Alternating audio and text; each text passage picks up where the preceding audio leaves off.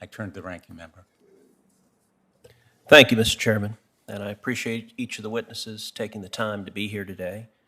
I have to say, for any political party, when they have power in the Senate, the topics they choose to focus on reflect their priorities.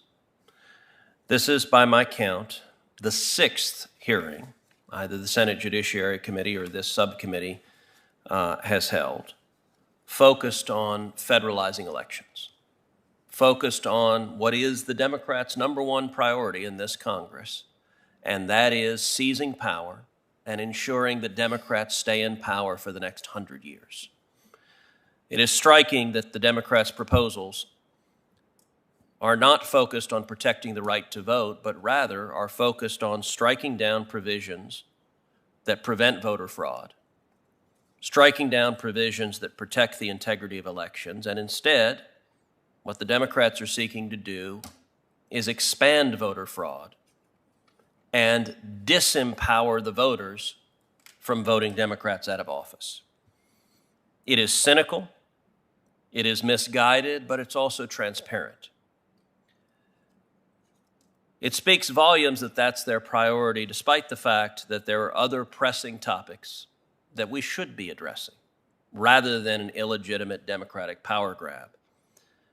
And there is no crisis greater within this committee's jurisdiction than the crisis unfolding at our southern border. We are 10 months into the Biden administration. We're 10 months into the disaster at the southern border caused by Joe Biden and Kamala Harris. In those 10 months, the Judiciary Committee has held 0 hearings on the chaos on the southern border. In those 10 months, the Judiciary Committee is not interested in hearing about it. It's the Sergeant Schultz defense. I see nothing, I hear nothing. We're on a path for over 2 million people to cross the border illegally this year, the highest rate in 21 years, actually just crossing into the highest rate in 35 years. The Democrats, no hearings.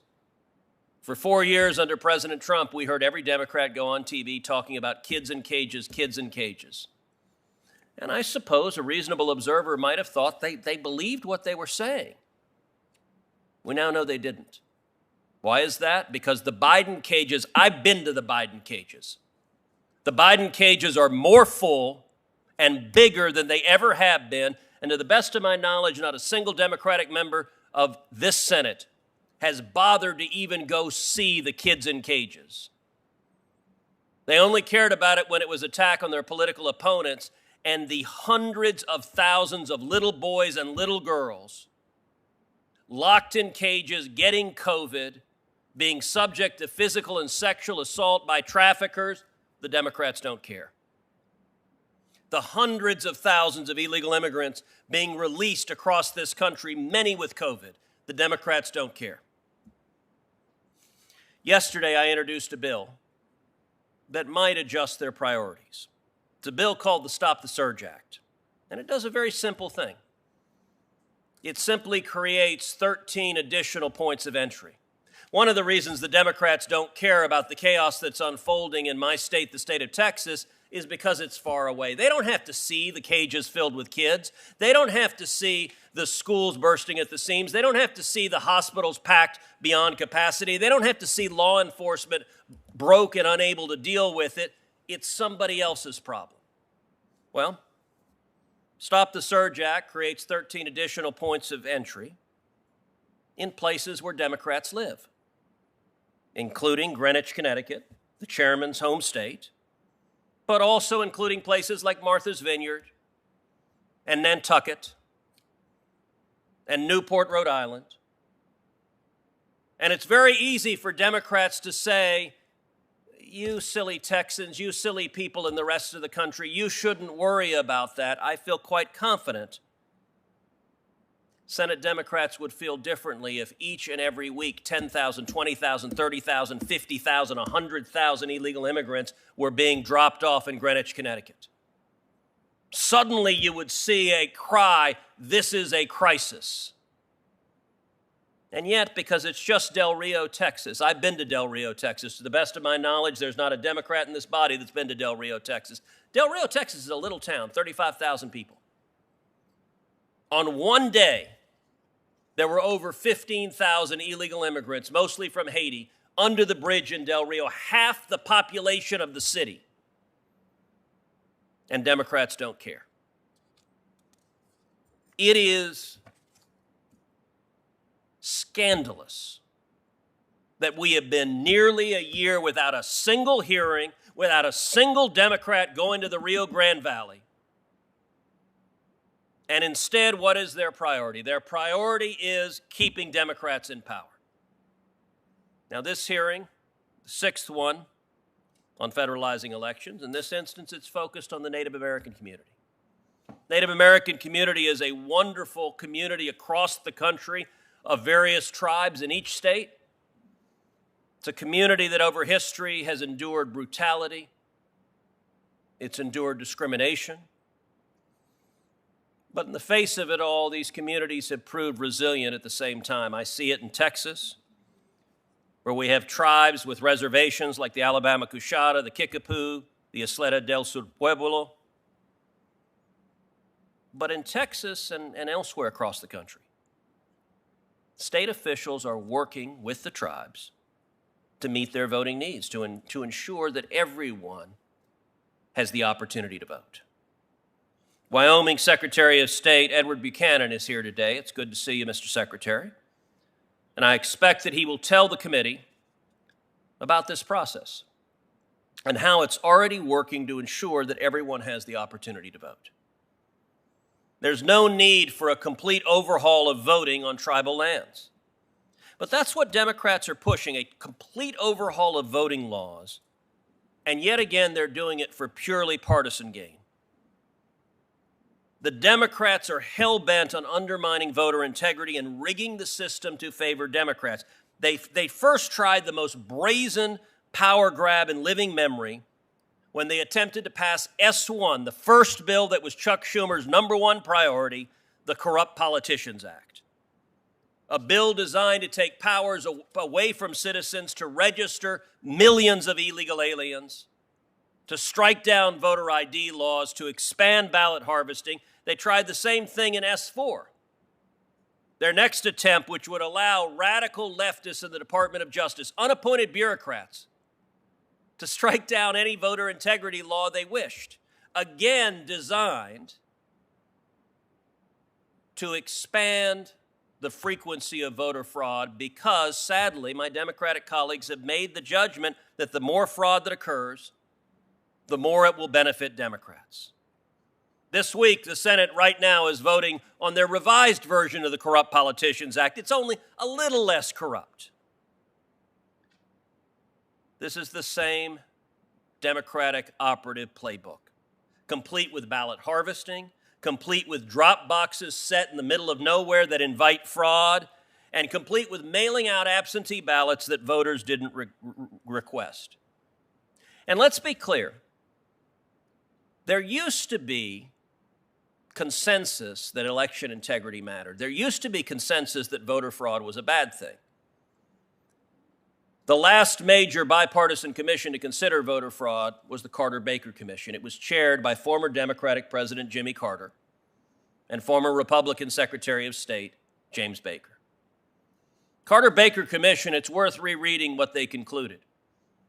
It's worth rereading their recommendations because the Carter-Baker Commission concluded voter fraud is real, it is a threat, it undermines the integrity of elections.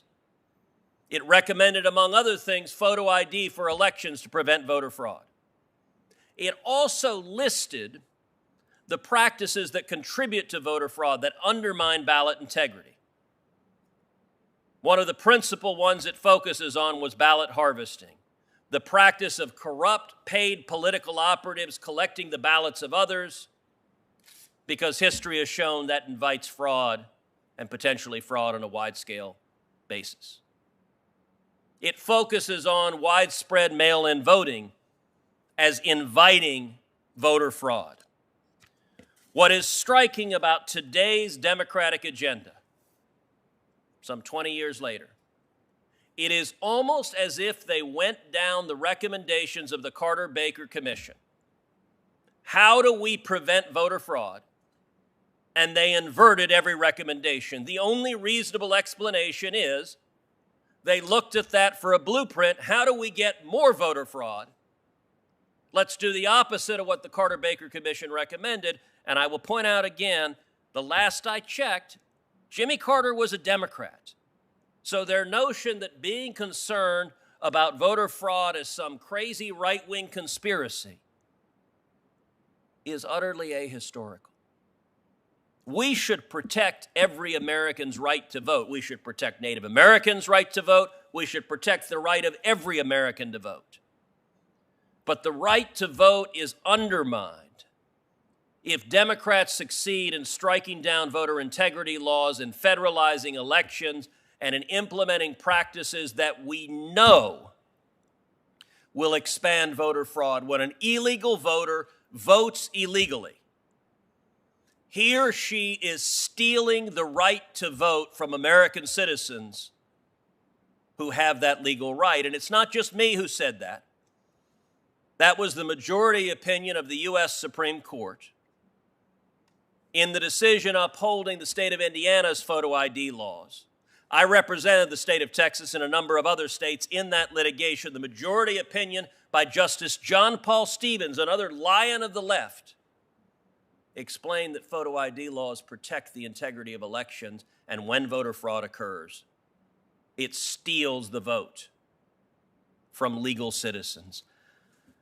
I don't know why the Democrats don't care about the crisis on the border. I don't know why the Democrats don't care about the children in the Biden cages today. I don't know why the Democrats don't care about the hundreds of thousands of illegal aliens with COVID that are coming into this country. I don't know why the Democrats don't care about the terrorists and gang members and violent criminals coming into this country. I don't know why the Democrats don't care about the human suffering their policies are causing.